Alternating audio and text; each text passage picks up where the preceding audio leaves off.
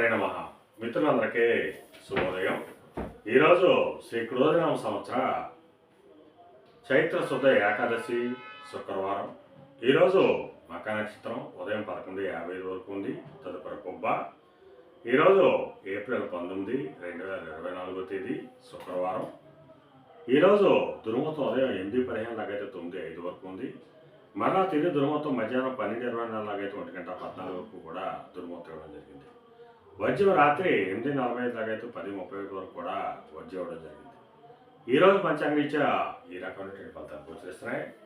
అలాగే ఈరోజు నక్షత్రాలు అనేటువంటి మక కొబ్బ నక్షత్రాలు ఎవరికి తారాబలం కుదురుతుందని మనం పరిశీలించినట్లయితే కృత్తిక, ఉత్తర, ఉత్తరాషాఢ ఈ నక్షత్రంలో జన్మించినటువంటి మన మిత్రులందరికీ కూడా ఈరోజు నక్షత్రాలు అనేటువంటి మక కొబ్బ నక్షత్రాలు అనుకూలంగా ఉంటాయి. అందువల్ల ఇప్పుడు చెప్పుకున్నటువంటి నక్షత్ర జాతకులందరికీ ఈరోజు సౌకర్యంగా ఉంటే అవకాశం ఉంది.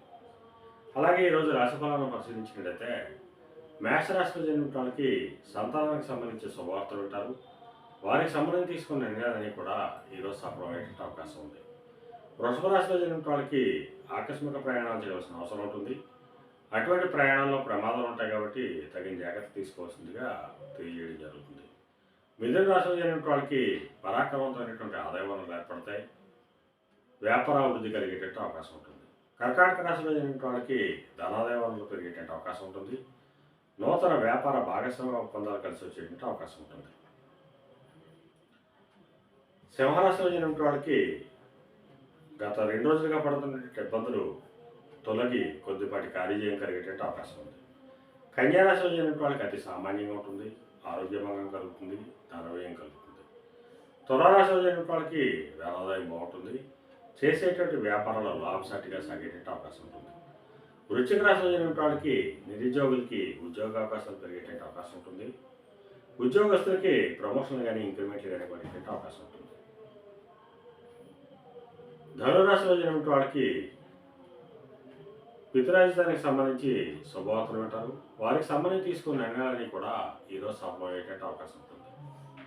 మకర రాశిలో జన్మించిన వాళ్ళకి అతి సామాన్యంగా ఉంటుంది. ధనవ్యయం కలుగుతుంది, ఆరోగ్యభంగం కలుగుతుంది. కుంభరాశిలో జన్మించిన వాళ్ళకి ఆదాయ వనరులు పెరుగుతాయి. కళత్రపూర్వక ధనలాభం కలుగుతుంది, ఆరోగ్యం చేకూరుతుంది. మేన రాశిలో జన్మించిన వాళ్ళకి మాత్రం అంతర్గత బహిర్గత శత్రువుల వలన అనేక ఇబ్బందులు ఎదుర్కొనే అవకాశం ఉంది. అందువలన శత్రువుల పట్ల అప్రమత్తంగా ఉండవలసిందిగా తెలియజేయడం జరుగుతుంది.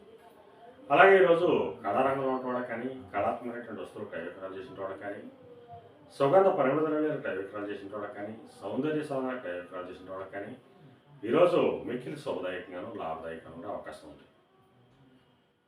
వైద్య రంగంలో ఉన్న వాళ్ళకి కానీ, జీవసంబంధ వ్యాపారాలు చేసిన వాళ్ళకి కానీ, మధుపానాలు క్రయ విక్రయాలు చేసిన వాళ్ళకి కానీ, సుగంధ పరిమళ ద్రవ్యాలు క్రయ విక్రయాలు చేసిన వాళ్ళకి కానీ ఈరోజు మిక్కిలి శుభదాయకంగాను లాభదాయకంగా అవకాశం ఉంది. ఈరోజు పంచాంగరీత్యా ఈ రకమైనటువంటి ఫలితాలు గోచరిస్తున్నాయి. అలాగే ఈరోజు శుక్రవారం ఆ అమ్మవారిని జగన్మాతని ఆరాధించిన, అమ్మవారి క్షీరాన్ని నైవేద్యం చేసిన సర్వశుభాలు కలుగుతాయని చెప్పి శాస్త్రరీత్యా తెలియజేయడం జరుగుతుంది. అలాగే ఈరోజు